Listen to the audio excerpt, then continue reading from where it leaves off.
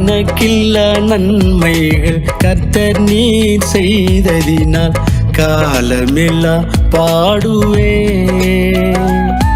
கண்மூடும் மட்டும் சேவிப்பே. கணக்கில்ல நன்மைகள் கர்த்தர் நீர் செய்ததினால் காலமெல்லாம் பாடுவே. கண்மூடும் மட்டும் சேவிப்பே. ஆராதனை ஆராதனை ஆராதனை உமக்கே ஆராதனை உமக்கே ஆராதனை.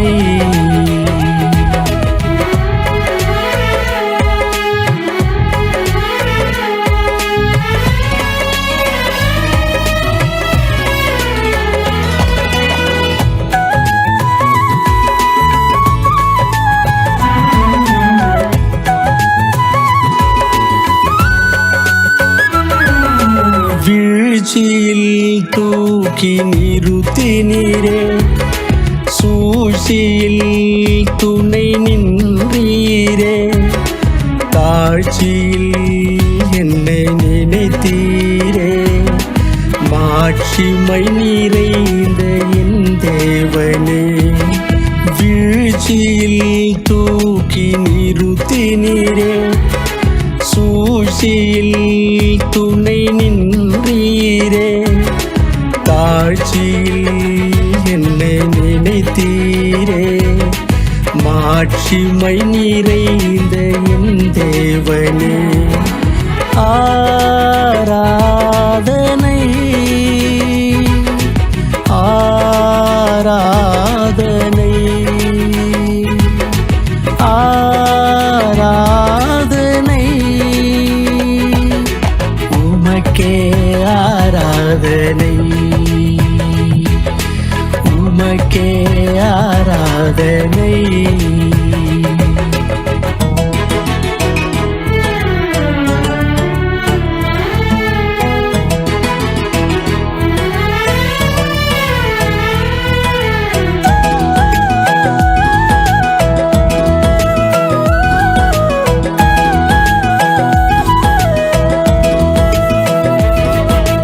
வாக்குகளில் உண்மை உள்ளவரே.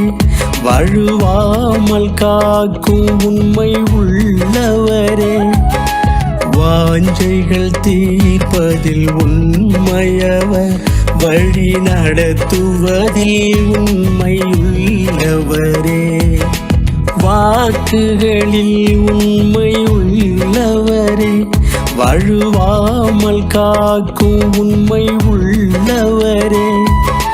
வாஞ்சைகள் தீர்ப்பதில் உண்மையவர். வழி நடத்துவதில் உண்மை உள்ளவரே. ஆராதனை ஆராதனை ஆராதனை உமக்கே ஆராதனை உமக்கே ஆராதனை. கணக்கில்ல நன்மைகள் கர்த்தர் நீர் செய்ததினால் காலமெல்லாம் பாடுவே. கண்மூடும் மட்டும் சேவிப்பே. கணக்கில்ல நன்மைகள் கர்த்தர் நீர் செய்ததினால் காலமெல்லாம் பாடுவே. கண்மூடும் மட்டும் சேவிப்பே.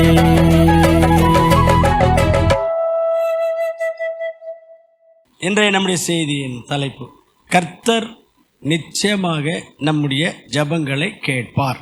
கர்த்தர் நிச்சயமாக நம்முடைய ஜெபங்களை கேட்பார், நமக்கு பதில் தருவார். எந்த சந்தேகமும் இல்லை. அந்த நம்பிக்கையோடு நாம் ஜெபம் பண்ணணும். அதாவது ஒரு ராஜாவோ மந்திரியோ நம்பிக்கைக்குரியவர், சொன்னபடி நடப்பார் அப்படின்றவர் ஏதாவது நமக்கு கொடுக்குறேன்னு சொன்னார்னா அவர் சொன்னால் நிச்சயமாக தருவார். வாக்கு கொடுத்தாருனாக்கா அவர் கரெக்டாக நிறைவேற்றுவார் அப்படின்னு ஒரு நம்பிக்கையோட, நிச்சயத்தோட, ஒரு எதிர்பார்ப்போட அங்கே போகிறோம். இந்த உலகத்தில் உள்ள பெரிய பெரிய உத்தமர்கள், மகாத்மாக்கள் சொன்னபடி நடந்துக்குவாங்க, ரொம்ப ஃபெய்த்ஃபுல் அவங்க அப்படின்னு எத்தனையோ பேர் உலகத்தில் இருந்தாலும் எல்லாரை விட சிறந்தவர், உயர்ந்தவர், வாக்கு கொடுத்தா வாக்கு மாறாதவர், வாக்கு தவறாமல் நிறைவேற்றுகிறவர் நம்முடைய ஆண்டவர். ஆமென். அவருடைய பாதப்படியில் வந்திருக்கிற நாமும் நிச்சயமாக நம்ம ஜெபங்களுக்கு பதில் ஆண்டவர் தருவார் அப்படின்னு ஒரு நம்பிக்கை உள்ளத்துக்குள்ளே இருக்கணும். அந்த நம்பிக்கையோடு தான் நம்ம ஜெபம் பண்ணணும். எபிரேயருக்கு நிருபத்தில் 11ஆம் அதிகாரத்தில் 6வது வசனம், ஆண்டவரிடத்தில் சேருகிறவன் அவர் இருக்கிறார் என்றும் அவரிடத்தில் ஜெபம் பண்ணுகிறவர்களுக்கு பலன் தருகிறார் என்றும் விசுவாசிக்க வேண்டும். இப்போ ஆண்டவரிடத்தில் ஜெபம் பண்ண வந்திருக்கிற நாமோ, ஆண்டவர் அவரை தேடி வந்து வேண்டிக் கொள்கிறவங்களுக்கு நிச்சயமாய் பதில் தருவார், நிச்சயமாய் பலன் தருவார் அப்படின்னு ஒரு நம்பிக்கையோடு ஜெபம் பண்ணணும். அந்த நம்பிக்கை இல்லாமல் ஜெபம் பண்ணால் அந்த ஜெபத்துக்கு பதில் வரும்னு எதிர்பார்க்க முடியாது. பைபிள் என்ன சொல்லுதுன்னா, ஆண்டவரிடத்தில் ஜெபம் பண்ணுறதுக்குன்னு வர்றவங்க அவர் இருக்கிறாரு, அவர் உண்மையுள்ள தேவன், அவர் இருக்கிற தேவன், இஸ் எக்ஸிஸ்டிங், இஸ் லிவிங். அவரிடத்துல போய் நம்ம ஜெபம் பண்ணால் நிச்சயமாக பலன் தருவார் அப்படின்னு ஒரு நம்பிக்கையோடு ஜெபம் பண்ண வரணும். அதனால் நம்ம ஆண்டவரிடத்தில் ஜெபம் பண்ண வந்திருக்கிற நாமோ அந்த ஒரு நம்பிக்கையோடு தான் வந்திருக்கிறோம். நம்முடைய ஜெபங்களுக்கு நிச்சயமாக பதிலும், definitely God will answer our prayers. என்ன அடிப்படையில் நான் உங்களுக்கு சொல்கிறேன்னா, அவ்வளோ டெஃபினட்டாக நான் சொல்கிறதுக்கு என்ன காரணம்னா, ஒரு 3 வசனங்கள் பைபிள்லேருந்து உங்களுக்கு நான் காண்பிக்கிறேன். அது இயேசுசாமி சொல்லியிருக்கார். அந்த 3 வசனம் படிச்சிட்டாவே இப்படி இயேசுசாமி சொன்னதுனாலே நிச்சயமாக நமக்கு செய்வார், நமக்கு பதில் தருவார் அப்படின்னு ஒரு நம்பிக்கை நமக்குள்ளேயே வந்துடும். அந்த 3 வசனங்கள் என்ன ஒவ்வொன்றா பார்க்கலாம். முதலாவது மத்தேயு சுவிசேஷம் 7ஆம் அதிகாரம் 7ஆம் வசனம், கேளுங்கள் அப்பொழுது உங்களுக்கு கொடுக்கப்படும், தேடுங்கள் அப்பொழுது கண்டடைவீர்கள், தட்டுங்கள் அப்பொழுது உங்களுக்கு திறக்கப்படும், கேட்கிற எவனும் பெற்றுக்கொள்கிறான். அதாவது இங்கே ஆண்டவர் என்ன சொல்கிறாருன்னா, கேளுங்கள் உங்களுக்கு கொடுக்கப்படும் சொல்லிட்டாருல்ல. அப்போ கேட்டால் கொடுத்துட போகிறார். ஆமென். கொடுக்காததுக்கு ஆண்டவர் சொல்ல மாட்டார், சொல்ல தேவையில்லை. என்ன அடிப்படையில் டெஃபினட்டாக நம்முடைய ஜெபங்களுக்கு பதில் இருக்கும், பதில் கிடைக்கும், ஆண்டவர் பதில் தருவார் அப்படின்னு சொல்கிறேன்னா, முதலாவது காரணம் கேளுங்க கொடுக்குறேன்னு ஆண்டவர் சொல்லிட்டார். கேளுங்க கொடுக்கப்படும் அப்படின்னு சொல்லிட்டார். அதனால் கொடுக்கறதுக்கு ஆண்டவர் ஆயத்தமாக இருக்கிறார். நாம் கேட்க போகிறோம். அதனாலே கேளுங்கள் உங்களுக்கு கொடுக்கப்படும் என்று ஆண்டவர் சொல்கிற அந்த வாக்கு நிச்சயமாக நிறைவேற்றுவார். ஆமென். வாக்கு கொடுத்தவர், வாக்கு மாறாதவர். அந்த அடிப்படையில் தான் நான் சொன்னேன், கேளுங்க கொடுக்குறேன்னு ஆண்டவர் சொல்லியிருக்கிறாரு. அதனால் உங்களுடைய ஜெபங்களுக்கு டெஃபினட்டாக பதில் கொடுப்பாரு. நீங்கள் ஒரு உற்சாகத்தோடு தைரியத்தோடு பெற்றுக்கொள்ளுவோம் என்கிற மகிழ்ச்சியோடு வேண்டிக் கொள்ளுங்கள், ஜெபம் பண்ணிக்கொள்ளுங்கள். இது ஒரு விஷயம். இன்னொரு வசனம் ஏசாமியே சொன்னார், நீங்கள் எனக்கு ஃப்ரெண்ட்ஸாக இருக்கிறீங்கன்னு சொல்லிட்டார். யோவான் சுவிசேஷம் 15ஆம் அதிகாரம் 15வது வசனம், நான் உங்களை சிநேகிதர்கள் என்றேன்.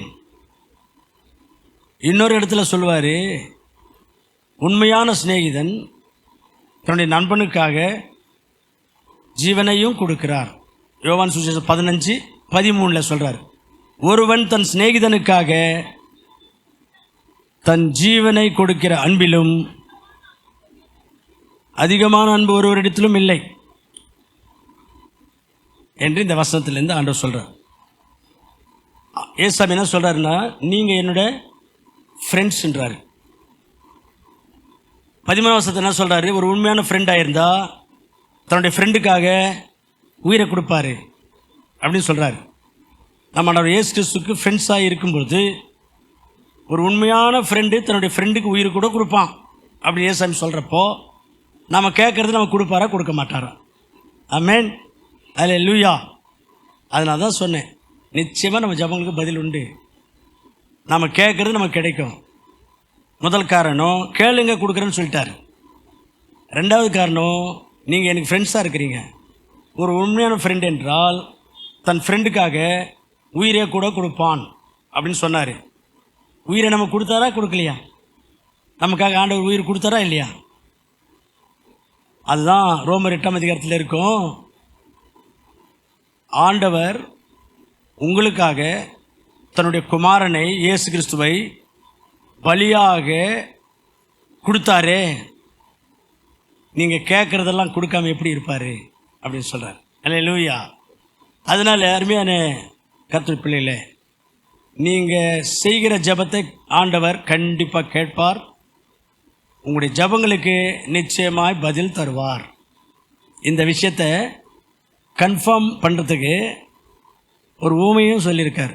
ஒரு ஃப்ரெண்டு அவங்க வீட்டுக்கு இன்னொரு ஃப்ரெண்டு வராரு, நடுராத்திரியில் வராரு, சாப்பிடாம வராரு. ஐயோ, ஃப்ரெண்டுக்கு கொடுக்கறதுக்கு ஒன்றும் இல்லையே, இந்த நேரத்தில் வந்துட்டானே அப்படின்ட்டு இந்த ஃப்ரெண்டு அந்த ஊரில் இருக்கிற இன்னொரு ஃப்ரெண்டு வீட்டுக்கு போகிறான். போயிட்டு அவனுடைய கதவை தட்டி, சிநேகிதனே, ஃப்ரெண்டு, என் ஃப்ரெண்டு ஒருத்தன் வந்திருக்கிறான், ரொம்ப தூரத்துலேருந்து வந்திருக்கிறான், சாப்பிடாம வந்திருக்கிறான், நீ ஏதாயிலும் கொஞ்சம் சாப்பிட்றதுக்கு கொடு அப்படின்னு கேட்குறான். நடுராத்திரியில் போய் கேட்குறான். அவன், இல்லைப்பா, சாரிப்பா, பசங்களாம் தூங்குறாங்க, நான் தூங்கிட்டு இருக்கிறேன், காலையில் வாப்பா அப்படின்றான் அந்த ஊரில் இருக்கிற ஃப்ரெண்டு. அப்போ இந்த ஃப்ரெண்டு, ப்ளீஸ் ப்ளீஸ், பாவம்ப்பா, ரொம்ப தூரத்தில் வந்திருக்கிறான்ப்பா அப்படின்னு ஃப்ரெண்டுக்கிட்ட இவன் போய் கேட்குறான், மன்றாடுறான், ரொம்ப வருந்தி கேட்குறான்.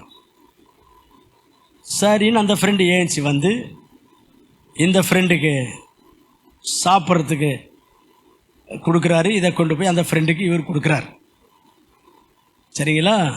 ஒரு ஃப்ரெண்டுன்னா தன்னுடைய ஃப்ரெண்டு சாப்பிட்றதுக்கு அல்ல ஃப்ரெண்டினுடைய தேவையை எந்த வகையிலாகிலும் பூர்த்தி செய்வான், அவன் தான் உண்மையான ஃப்ரெண்டு அப்படின்ற ஒரு சத்தியத்தை நிலைநிறுத்துவதற்காக, அதை உறுதிப்படுத்துறதுக்காக இந்த உவமையை ஆண்டவர் இயேசு கிறிஸ்து சொல்கிறார்.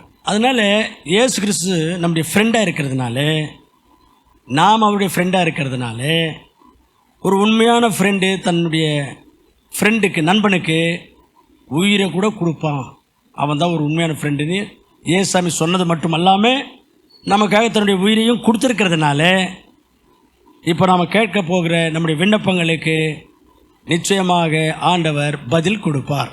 ஆமென். இந்த நம்பிக்கையில் தான் நான் உங்களுக்கு சொன்னேன், இந்த அடிப்படையில் தான் நான் உங்களுக்கு சொன்னேன், உங்களுடைய ஜெபங்கள் வீண் போகாது, நிச்சயமாக உங்களுக்கு பதில் இருக்குதுன்னு சொல்லி. ஒரு பாட்டு கூட நம்ம பாடுறோம்ல, நித்தம் எனக்காக பரிந்து பேசும் நள்ளிரவின் நண்பன், என்ன பாடல, நித்தம் எனக்காய் பரிந்து பேசும் நள்ளிரவின் நண்பனே, இறங்குமே என் இயேசுவே, இரக்கத்தின் ஐஸ்வர்யமே என்கிற பாட்டு பசங்களுக்கு சொல்லி கொடுத்தோம். அந்த பாட்டு கூட ஞாபகம் இல்லையா உங்களுக்கு? நல்ல நண்பன் இயேசு சாமி, நம்மை நேசிக்கும் நண்பன் அவரே, நமக்காக உயிர் தந்த நண்பன் அவரே. போன வருஷம் நம்மளே எழுதணும் அந்த பாட்டு. சரி, மொத்தத்தில் டெஃபினட்டாக நம்முடைய ஜபங்களுக்கு இயேசு சாமி பதில் தருவார். காரணம், நாம் இயேசு சாமியுடைய ஃப்ரெண்ட்ஸாக இருக்கிறோம்.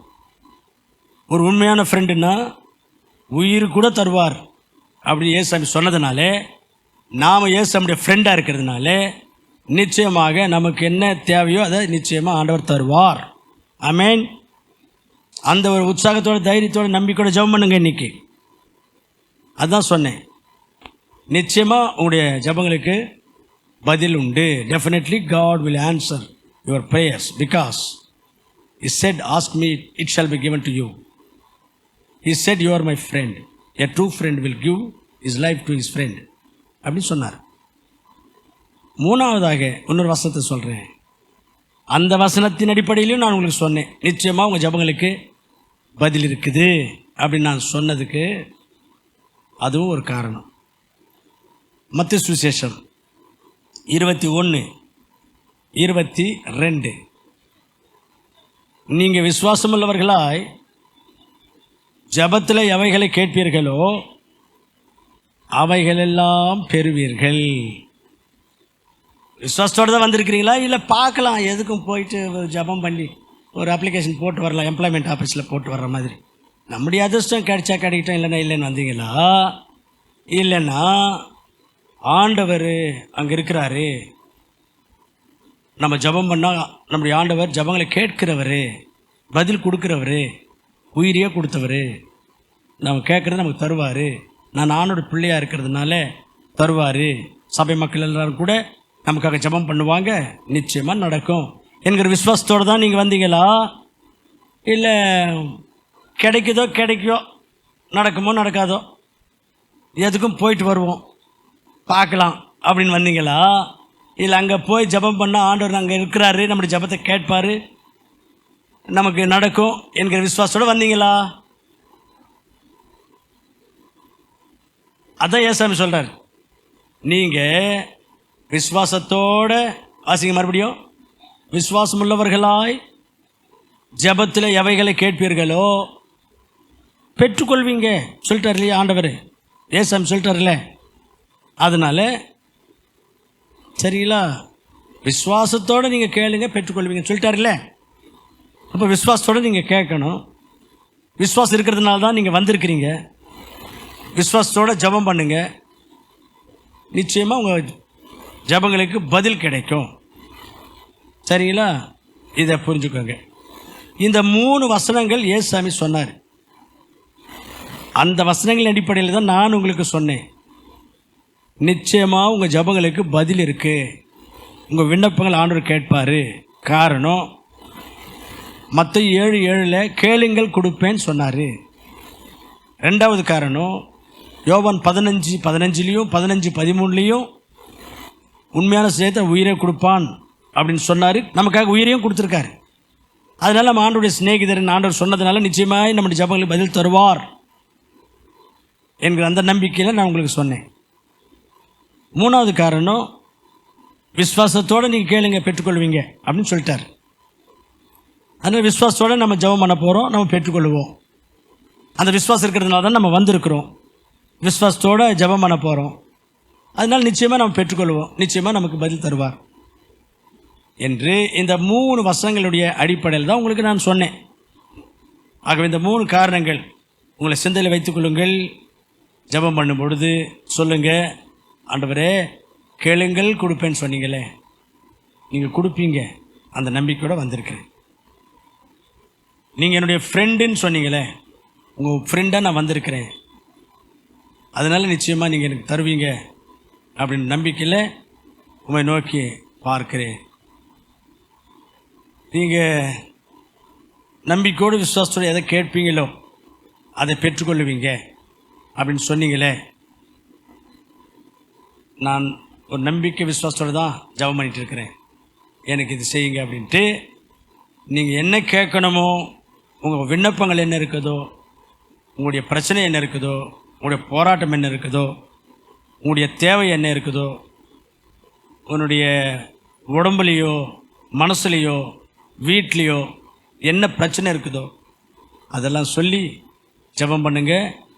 நிச்சயமாக உங்களுடைய ஜெபங்களுக்கு பதில் உண்டு.